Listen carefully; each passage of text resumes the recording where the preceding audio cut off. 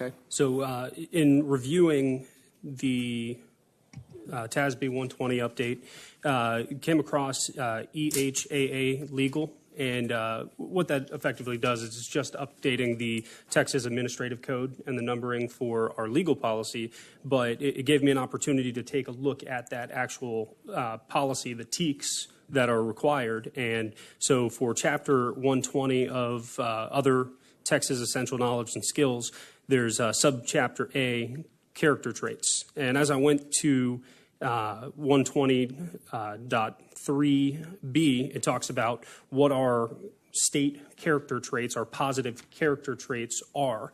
And effectively, they are what we teach in Plano ISD, what we call social emotional learning.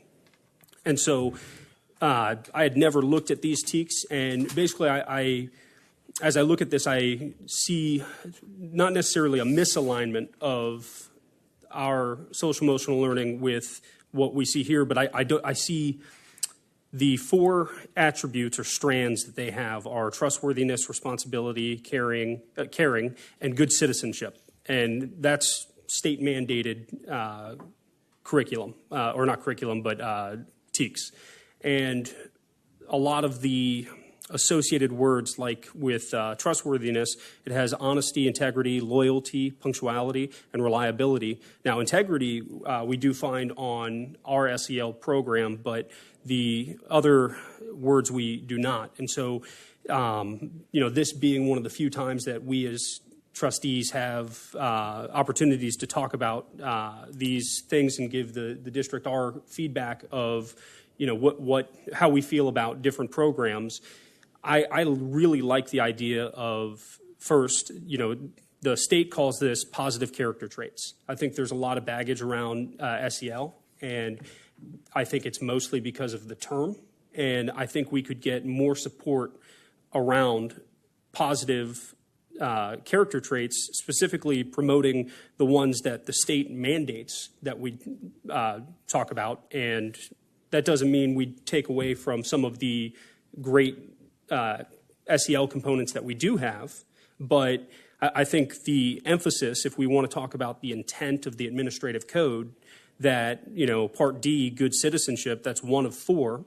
And when I look at social awareness on our website that talks about our social emotional learning, it talks about citizenships, and it talks about empathy, social cues, social responsibility, appreciation for people and cultures, and then citizenships. And so, not that I have a problem with any of those things, but it doesn't quite cover, in my opinion, what the TEKS says, which is having concern for the common good in the community, having respect for authority, law, justice, and the rights of others, being free from prejudice, having gratitude and school pride, being courteous, fair, and patriotic, and making responsible decisions. And so I think there's a lot of value in the TEKS and in the positive character traits that the SBOE has adopted.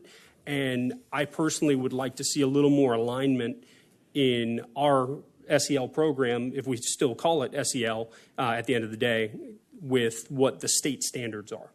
And so that's what I wanted to bring to attention tonight for EHAA local. Well, legal, actually. So, and just curious if any of my fellow trustees have thoughts on that, agree, disagree, or anything of the like.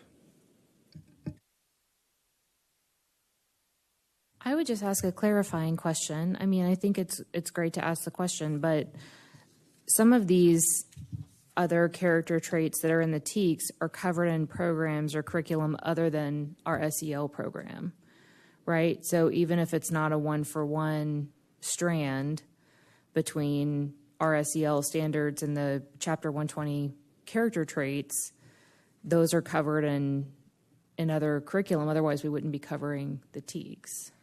Well, and I really am glad that Cody's bringing up this discussion, because one of the things, so this came from the 87th legislation, so we're just now getting, the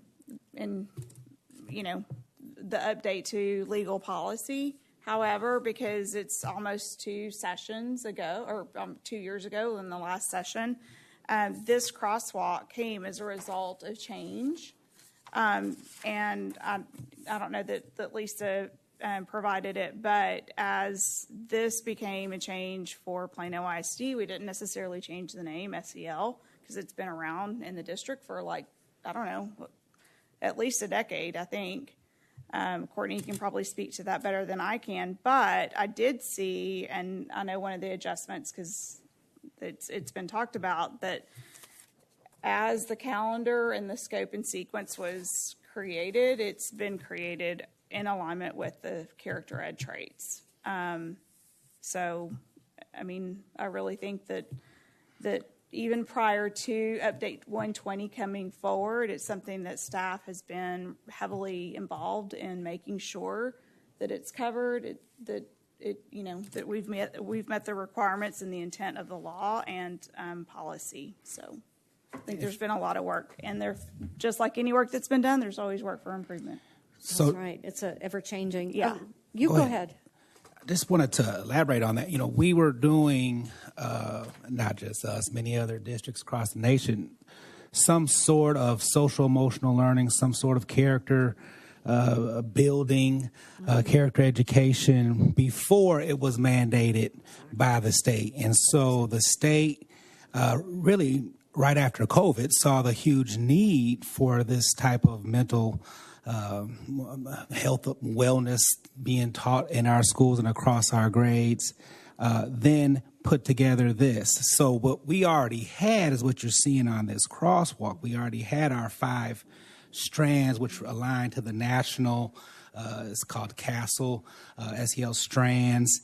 And so when the state started building and preparing their character education, they don't call them strands, they call them they call their strands, 4 strands. Mm-hmm. We aligned ours to theirs. It is not as easy as just changing a name. We have the same traits are being taught, but we, instead of, I don't know, caring, we might call it, sense of belonging or something of that nature.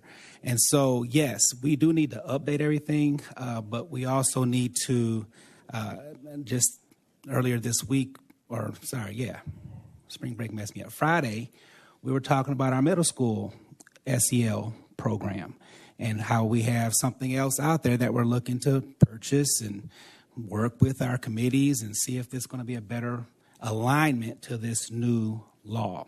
And so it's going to take some time, Cody. It's going to take some time, but I feel good and even comfortable that we were ahead of the game, and so now the game sort of got put in place to something that we were already playing, so now we got to figure out, what that looks like for us.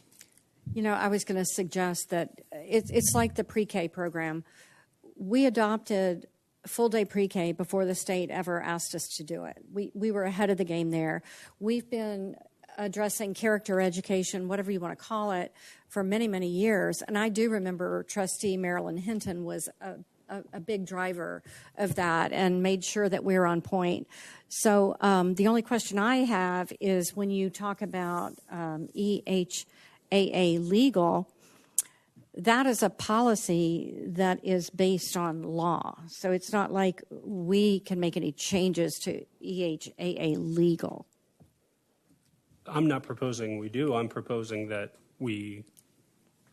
what EHAA legal is changing is it's updating the language the numbering, the numeric system that addresses this policy and references this policy in terms of requiring a district to teach these positive character traits. I agree with that. I don't want to change that. Okay. I agree with that. What I'm saying is that obviously this is a new change, and so it's something effective last school year. Yes, effective last school year, and so it requires development and alignment, implementation over time to make sure that these are covered. And I know you're saying that we are in compliance. We are covering them through. Go ahead. So what we have is these traits embedded in lessons throughout the curriculum. And what we have done effective last school year is go in and label them, if you will, according to the new strands. And so now, has it been done K through 12? No, but I know we're through a lot of the elementary grades and we still have more grades to go. We still have more lessons to embed, but the work is in progress.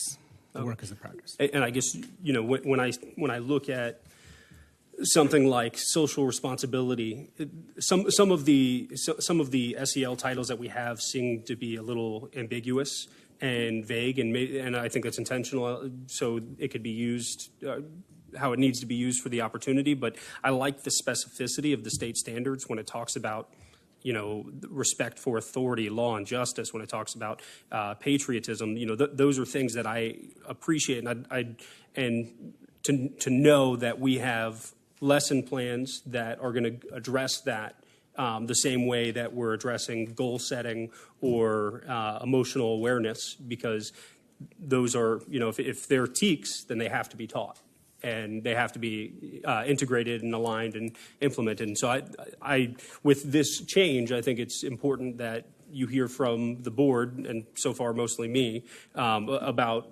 how I feel about it, because what the board communicates to you, this is the opportunity to do that, and you know, we hope to influence meaningful change.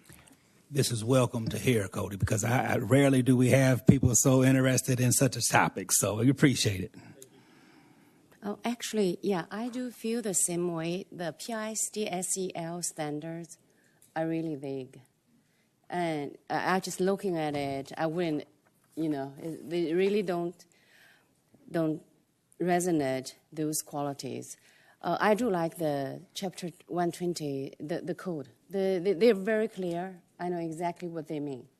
So, but if you tell me self-awareness, social awareness, you know, there's some ambiguity. So, yeah, this is the language. SEL just sometimes is almost got a bad reputation almost. People think of it as social engineering, indoctrination. But look at these standards. I mean, I don't feel that way. So I think the language, I mean, I know it's already, we use it for over 10 years.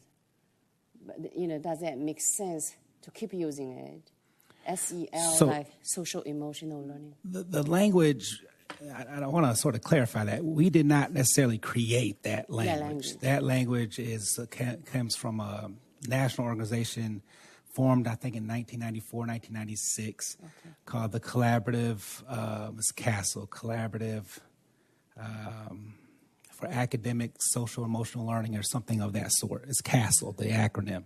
Okay. And those strands were developed by, you know, those scholars and professors that are a part of that. And so school districts from across the nation jumped on. To the best of my knowledge, we jumped on in about the late 2000s, early 2010s of this SEL type movement, and started to embed them primarily in our early grades, and then through time started doing more and more with our adolescent grade, our middle school and high school grades. And so what this law is saying is that, so that had already existed. There was no such thing as a state mandated character, anything. Like, you know, that was that. Now, sort of what happened was COVID happened. And when COVID happened, kids were sitting at home and without a lot of social skills or social interactions. And so when they came back to school, we all saw behaviors, good and bad and strange and everything else.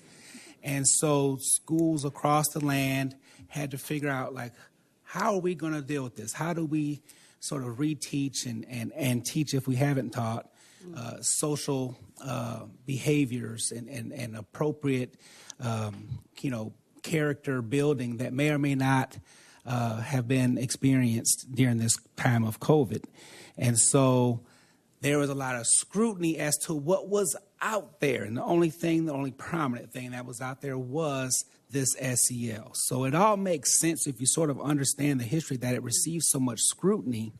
But now, in the last 2 years, there's a plethora of things that schools can choose from. And just like I said, we're looking, I don't want to say the brand we're looking at, but we're looking at something that would really pull us away from that traditional CASEL model into a more character model like the state has. I would even say it's even more defined than what the state has. I think it's great. And when I made reference to 10 years, I also followed up with that there's room for improvement. And so, I mean, this is one, work that we've been doing for a long time. Two, we've been making the transition since these new traits came out. And we're continuing because we're not done. So. And I'll make just one final comment. Just what I was trying to drive home is, to get more parental buy-in, I think, in our community. When I think about my son, in a year and a half, he's going to be starting in Plano ISD. And when I look at the current character traits, which I think are great character traits that you have on the SEL program, but then I compare them to the state standards, the state standards seem a little more digestible to me and a little more in alignment with my values. And, I understand that, these are all great things. I mean, we're talking about goal setting, regulating emotions. Totally agree that we need to be doing that. But, there's going to be some parents that when they see some of it, it, like I said before, it seems a little ambiguous. So the specificity of the state standards, I think, is important. And it sounds like you and your team are already on track to address those state standards and develop something that's specific to Plano ISD, which I think is another thing when we talk about local control and we talk about representing our community. I think it's important that Plano has a character development or positive character traits that represent our community and that we do best for our students. So I appreciate that you and your team are working on that. Thank you.